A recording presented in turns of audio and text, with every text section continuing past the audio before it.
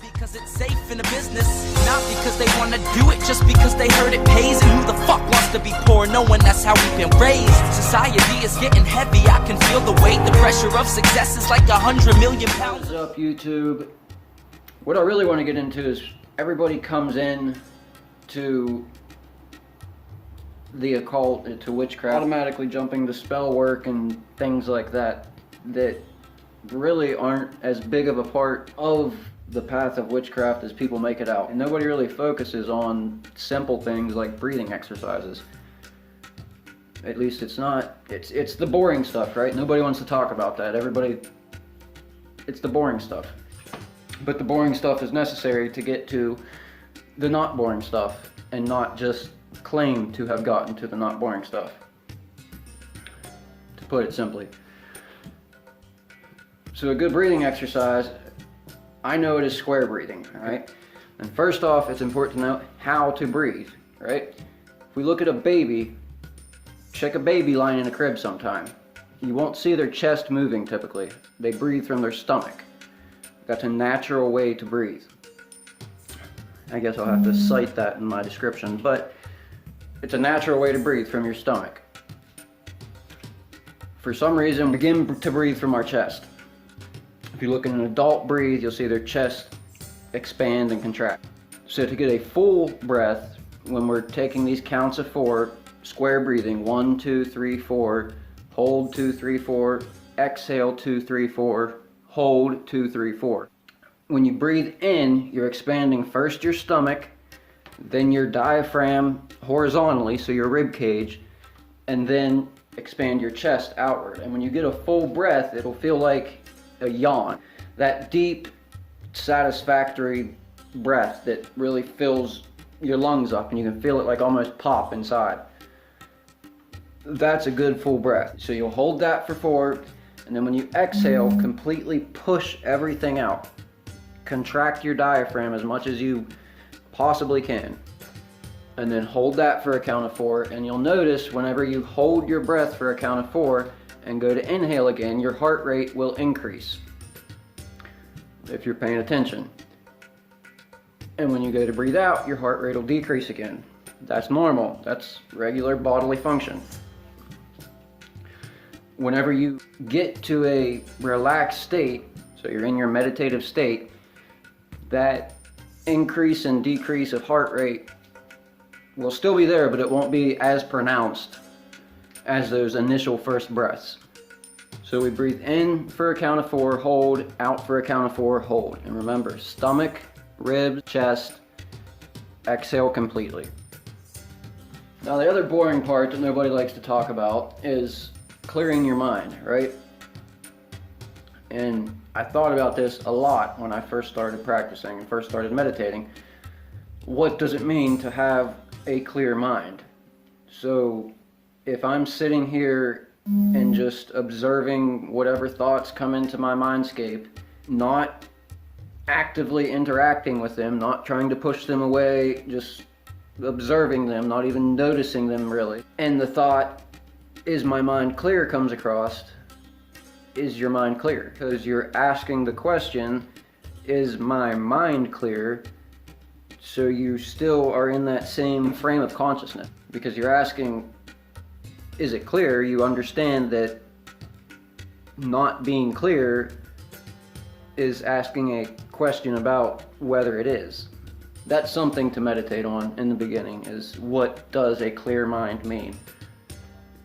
And a good way to work yourself into a relaxed state, read a lot of books or read a lot of stuff online that tells you to relax this muscle and to relax this muscle and relax every muscle in your face and your eyes. And a good way to do that, even though you might look like you're having a fit in the process, you contract the muscles that you're trying to relax. For your face, for example, I'm not going to make the face that you would when you purse all the muscles in your face, but pursing your lips, for example, very hard, and squinting your eyes very hard together, and your forehead, crinkling it really hard, holding that and then releasing it.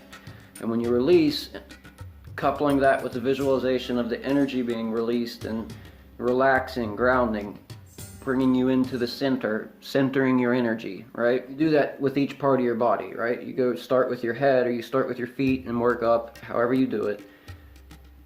And go to your shoulders.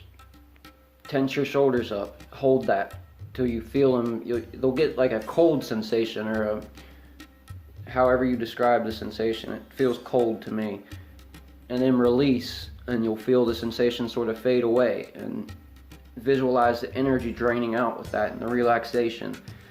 Do that with every part of your body, your chest, your stomach, clear down to your feet, your toes, fingertips, everything, even your tongue, things like that. This helps to lull you, one, away from your thoughts, and two, into that deeper state of mind where you're not conscious of what's going on around you. Another tip, the way I looked at it when I started meditating is the same way I approach music. If I screwed up, I went back to the beginning and started over, which is honestly the truth. If you're trying to get into a meditative state, you get an itch on your face, your nose will start itching, your ear will itch, or just a random itch will pop up out of nowhere, or a tickle, whatever. It's not really there. It's literally your mind screaming to get your attention. Ignore it. Don't scratch it. Doing so completely reverts everything you just did to make your mind get to that point of saying, pay attention to me. Right? Same thing that happens when we deprive our senses. We hallucinate visually or audibly. Audibly? I think so. Anyways, same sort of scenario. Your mind is just trying to get your attention to keep you in that normal waking state of mind.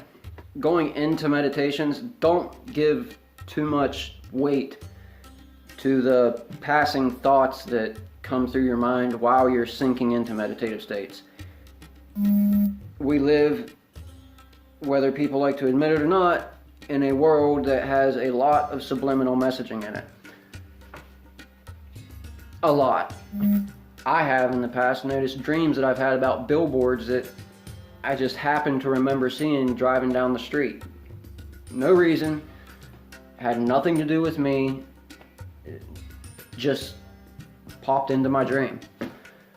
So, another example of that, play a TV infomercial while you're asleep at night, and I can almost bet you will have some kind of dream relating to that TV infomercial if you do it enough times. Because it used to happen to me all the time as a kid, because I used to watch PBS programming. Nobody probably knows what that is. Poor people TV. Anyway, it was TV you got with bunny ears on top of the television, basically. You didn't have to pay for it, it just came in.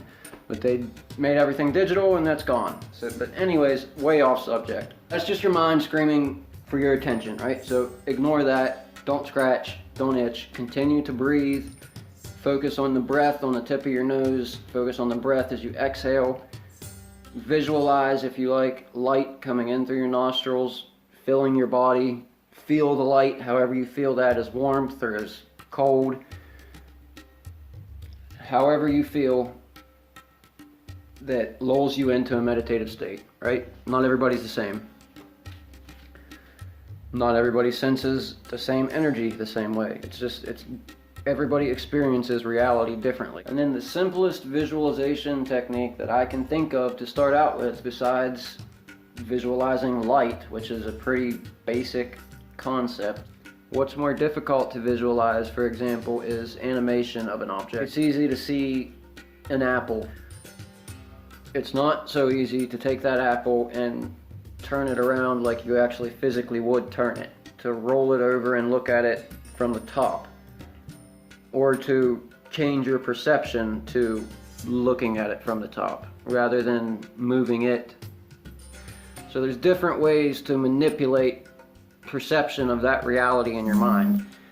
And that's a basic beginning technique to work on. And a good way to do that, there's an invisible circle in your mind's eye.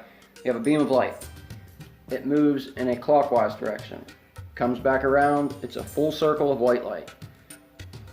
It sits there for a count of 3, moves back around again, but as it comes around this time, it dissipates the circle of white light until it's gone. Then there's nothing, it's just a beam of light shining between a crevice, if you will. Again, visualize it lighting up, disappearing.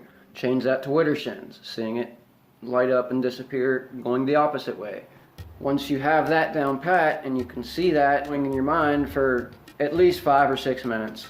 Because when you're performing ritual, even if you haven't memorized, which that's another good point to talk about. I don't know if I really understand the concept of performing a ritual that you need to be in an alternate state of mind for, and reading a book. Like, it should be in your mind. Initially, you have to learn, you should have it memorized so that it's more like muscle memory and you're able to focus on the concepts behind what you're saying and what you're doing. That's really where the power lies, is in your will and your intent.